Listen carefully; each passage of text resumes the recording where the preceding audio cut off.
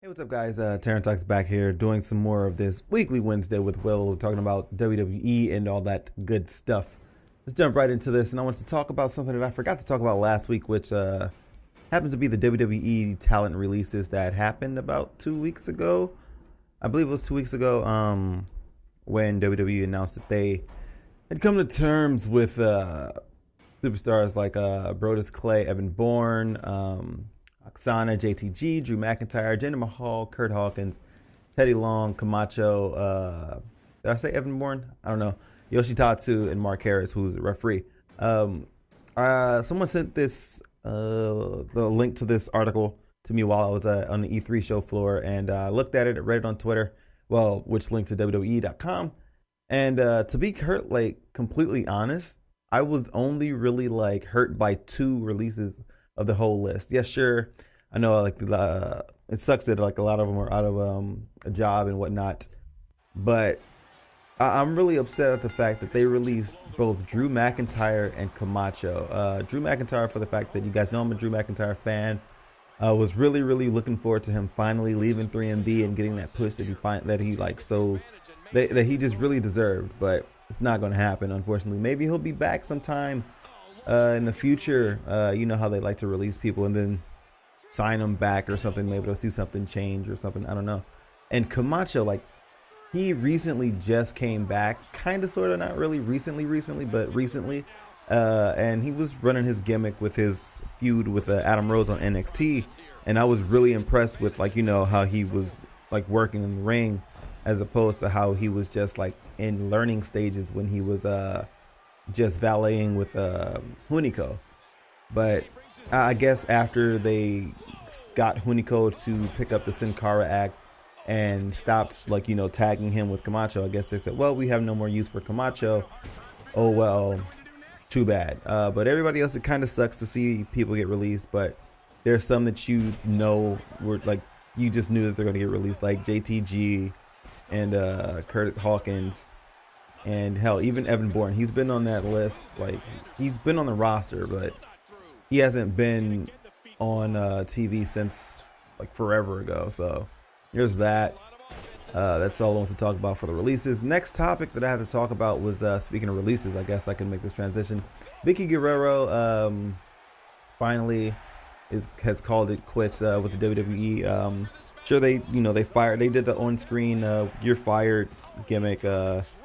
But after, I think it was 9 years, she's done. I love the way that they had her go out, or how it was planned for her to go out, with her going in a match, getting one last hoorah with Eddie Guerrero's music. Hearing that music gave me chills, by the way. And then just having her, she had one moment where she was legitimately face, and she hasn't really been face for, I don't think for a long time.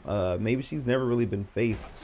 But to see her actually kind of be face in a moment and have her little moment in the spotlight and whatnot, I enjoyed that.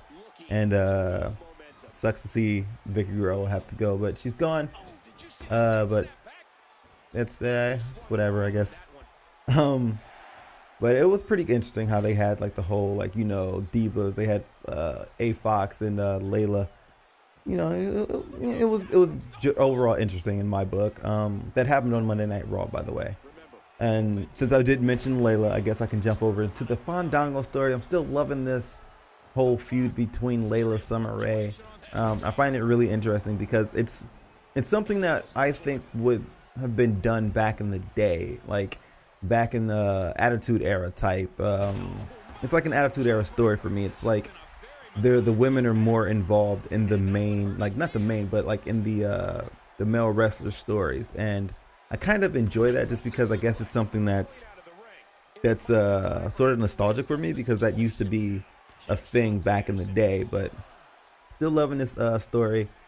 Can't wait to see it climax and see exactly where they're going to go with it. They're probably going to have Fandango make a choice, and it's going to be interesting to see which path they have this lead down, because right now it looks like he's really close to getting back and working with Summer Rae again, and maybe dropping Layla. I don't know.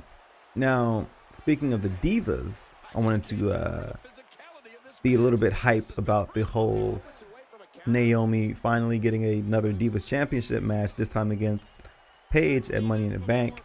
But I kind of already have an inkling about how this is going to end. But it was pretty interesting how they had it start up. They had Cameron, aka Ariane, like just start some crap with Paige, and then Naomi comes to defend her at the end, like whatever. Then she finds out, oh wait, you did something stupid. I shouldn't have to defend you, but I still beat Paige.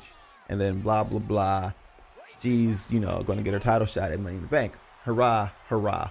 I have a prediction that I have in my mind, but I'm not going to lay that out right now. I'm going to lay that down in the predictions video that will be going up later this week for the Money in the Bank, so stay tuned. But I always love to see Naomi, you know, get her push, so to speak, because she's really talented. I think her push is long overdue, and well, even though she kind of already had a sort of a push, but whatever. We'll see what happens, and that's all I have to say about that. Speaking of titles, the whole Barrett Ziggler Intercontinental Championship match on Raw was freaking epic as hell. And I figured that however that match was going to go justifies how it doesn't really justify how the Money in the Bank ladder match is going to go, but it justifies a small portion of how it's going to go. If you can follow, or at least that's how it is in my mind. If you can follow like if you're in my brain, in my mindset, I can see it now going more towards Ziggler's favor to win. But that's neither here nor there for the predictions. That's for the predictions video, which I will be getting to later on. But it's great to see Ambrose be put in the match. I kind of predicted that last week when Seth Rollins actually announced the match or whatever on Main Event. I predicted that they were going to do that, which they did, and then I was like, okay, so they're going to probably it's going to be Seth Rollins, Ambrose, Barrett, Ziggler, Kofi, and Swagger. Those are 6 of them that I put in. I didn't figure the whole Rob Van Dam into I just didn't figure Rob Van Dam into the equation anywhere, but it makes sense. But I figured those guys because, you know, you have Ambrose and Rollins feuding, and then you have 2 of the top, like the guys going out for the IC title. So since they already put Sheamus, who's the US champion, in the other match, it's only natural to have the IC champion in the next match, and then whoever he was feuding with, which was Ziggler, in the same match. And then you have another like sort of, I guess, high caliber or like sort of storyline thing they're trying to put together, which was Jack Swagger. They had nothing to do with him, so they're like, we're just going to put him, or they didn't have anything for him to do, so they put him in the match, and then he just happened to face off against Kofi, and then boom shakalaka, Kofi's in the match, and then RVD, I guess, I don't know, he's Mr. Monday Night. But that match is going to be shaping up nicely because I already predicted, if they didn't put Ambrose in the match, I already predicted that Rollins was going to be up there about to grab the case. Ambrose comes out of nowhere, sabotages, maybe grabs the case, or like somebody like Ziggler takes the opportunity and steals the case, you know, because that's what he does. He steals the show. That would have been an interesting way to go about it, but we'll see what happens. And speaking of adding people to matches, they added an 8th member to the Money in the Bank ladder, well, the WWE World Heavyweight Championship ladder match, whatever. Kane is number 8 in this match, which is cool because I've always wanted them to add another person. I'm hoping that they add another person to the other match as well, but I'm not sure if they will, because that would either be like a super last minute thing or they'll do it like on Friday Night SmackDown. But I'm glad to see Kane in it. It kind of changes my predictions up a bit because or not really predictions, but it kind of changes my allegiances a bit because I kind of would like to see Kane win that match. Because I feel like Kane is like on the verge of like, you know, piecing out of the WWE sometime soon. So I'm like, give him one last hoorah with the championship, have Daniel Bryan come back, take it from him, and then there you go. Now, speaking of like, you know, Money in the Bank, I guess this has nothing to do with it. I already covered that. I have Money in the Bank written in the thing, but I already had like topics under that because I'm a terrible person. Something I noticed about like Raw is like I think they're gonna start trying to push Rosa Mendez, which is really interesting to me. Because they're saying that she is going to be in the next season, season 3 of Total Divas, which I'm assuming they're gonna take the spot of maybe Brie Bella, who has been quote unquote fired, which I think is just a thing, just so they can have like just for Daniel Bryan. Like once he returns, he'll probably come back or something like that. I don't know, or maybe Nikki's gonna be gone. But with Total Divas being the Bella's, pretty much the Bella show, I don't know if Brie is like gone for good, but that's another story for another day.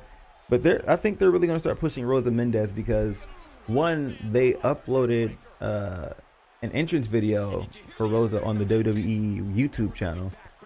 And I was like, okay, interesting. And then she's going to be in the Total Divas. So they're going to, they might not push her, but they're going to definitely, like, she's going to get a lot more TV time now since she's going to be on Total Divas and whatnot. So I guess that's going to be interesting. I've never really seen much from Rosa Mendez other than being with Primo and Epico. And then once they adopted the Los Matadores gimmick, you know, boom goes the Dynamite. Rosa was gone because that, yeah. I don't know what they're going to do with that, but we'll see what happens with her and the Total Divas and see how they will gel together. Speaking of, I got all the transitions today. Speaking of Total Divas, Summer Rae, I think that I can, wow, I'm covering her twice. Wish I could say that, like, you know, in another sense. But anyway, wink, wink. No, the BFFs, you know, I was watching NXT and I'm just seeing this constant feuding between Summer Rae and Sasha Banks, or Summer Rae and Charlotte, and then Charlotte. It's just like this whole crazy like jealousy type of feud. I'm not sure exactly which way they're going to go with it. I can see two ways this can shake down because it seems like both Charlotte and Sasha are just like, okay, Summer, we don't need you, go away. So I'm thinking that they're going to probably push Summer into like a title shot, or into the title picture against Charlotte, and see how that works out. Or they're probably going to push into a triple threat, which is something like they did for the NXT Championship match with Tyson Kidd, Adrian Neville, and was that a triple threat title match? No, that was a triple threat first number one contenders match. Tyson Kidd, what's his face? Tyler Breeze, and I think Sami Zayn. So I think it's going to be something like that. Maybe they're going to push into a triple threat, something like that, for that championship. We'll see what happens. I don't know. But speaking of Tyson Kidd, I see that they're really trying to push like a Tyson Kidd heel angle, which I don't really know how well it. I don't know. It feels like it's being forced. Like it's taking too long for it to actually take shape. Because when somebody goes heel, or at least when they originally like go like legit heel, it becomes like almost instant. Like people start going, oh, I hate that guy, I don't like that guy. But Tyson Kidd, he has this like sort of like feels sorry for me because I'm going heel because I have to, not because I want to type of thing. It's like I've been getting pooped on, so I'm going to start doing things my way. So with him leaving Sami Zayn behind in that match against the Ascension, that was just obviously going to happen, even though it was just, I wish it could have been done better. Like when they announced that match, I said Tyson's going to leave. He's obviously going to leave him hanging. But the way it was done, it was just really stupid. He's like, oh, you're just going to take all the action, when he was being like pinned up in the corner with the Ascension the entire time. He couldn't get to Tyson Kidd. He's like, oh, you're not going to tag me in? Okay, I'm leaving. Like, that was really stupid. Like, it could have been something a lot like different, you know? I don't know. I wish it would have been a better way to do it, but other than that, I think it was really poorly done for that, I guess. I don't know. Maybe they'll make Tyson Kidd a freaking Paul Heyman guy. That right there is the perfect way to get him heel.